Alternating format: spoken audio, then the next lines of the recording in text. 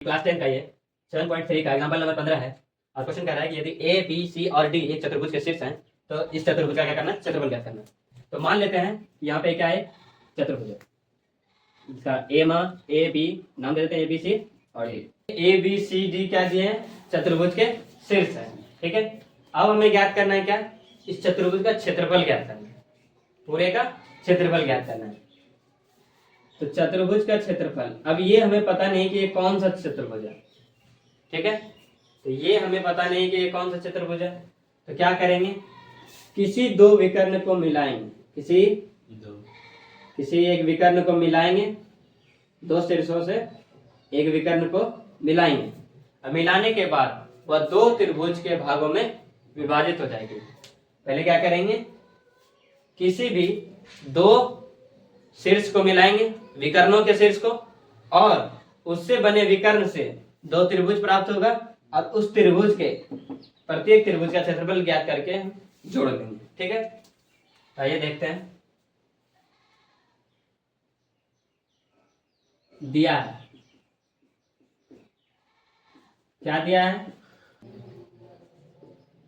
ए से सी को मिलाया। अब मिलाने से क्या बना, ये दो त्रिभुज में विभाजित हो गया। ठीक है, ए से सी को मिलाया, जो ए बी सी डी चतुर्भुज ए बी सी डी को कितने भागों में, दो त्रिभुज में बांटती है। इसलिए चतुर्भुज ए बी सी डी का क्षेत्रफल बराबर त्रिभुज ए बी सी का क्षेत्रफल ए बी सी का क्षेत्रफल प्लस ए डी सी का क्षेत्रफल, यही ना, पहले ए बी सी का क्षेत्रफल फिर ए डी सी का क्षेत्रफल। ए बी सी का क्षेत्रफल, इन तीनों का क्षेत्रफल निकालेंगे, इन तीनों का क्षेत्रफल निकालेंगे और इसको जोड़ देंगे तो वो क्या मिल जाएगा, ए बी सी डी का क्षेत्रफल मिल जाएगा। तब देखते हैं, त्रिभुज ए बी सी का क्षेत्रफल बराबर 1/2 into X Y minus Y plus X Y minus Y plus X Y minus Y. और इसका कोड क्या चलता है, 1 2 3 2 3 1 3 1 2 1 2 3 3 2 3 1 3 1 2। ठीक है, अब मान रखते जाते हैं, 1/2 इंटू x1 का मान -5 y2 का मान ये वाला -5 और y3 का मान -6 तो -6। ठीक है, प्लस x2 का मान -4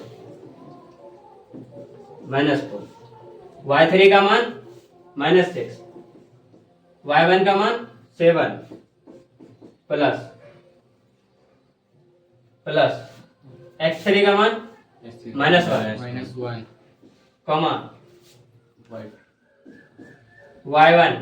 y1 का मान 7 माइनस y2 का मान -5। ठीक है, 1/2 इंटू, तो ये हो गया -5 माइनस प्लस 6 में 5 घटाएंगे तो 1 -4। अब यहाँ देखो, प्लस 6 और 7 13 और दोनों कर्जा में तो -13। अब माइनस इससे माइनस गुना होकर प्लस हो जाएगा, प्लस 13 1 गुना 4 और यहाँ पे माइनस प्लस 7 5 12 जुड़ जाएगा, माइनस प्लस 7 5 12 में एक -1 से गुना करें तो -12। ठीक है, 1/2 इंटू -5 और -12 कितना हो गया, -17 13 चौके 52 -17 कितना हो जाएगा, यूनिट वर्ग सेंटीमीटर। वर्ग सेंटीमीटर में वर्ग मात्रा। तो त्रिभुज एडीसी का क्षेत्रफल 1/2 into X Y minus Y plus X Y minus Y plus X Y minus Y 1 2 3 1 2 2 3 1 3 1 2 1/2 into x one का मान minus five minus 5 y2 minus y3 अभी इधर से y2 five minus y3 six minus 6 minus minus plus हो गया plus x2 4 चार y3 minus 6 minus six minus y1 7 seven x3 minus 1 minus one y1 minus four 7 seven y2 5 five into ये कितना बचे 5 11 11 बचे 55 माइनस 55 7 13 13 चके 52 माइनस 52 और ये माइनस 2 माइनस 2 ही होगा।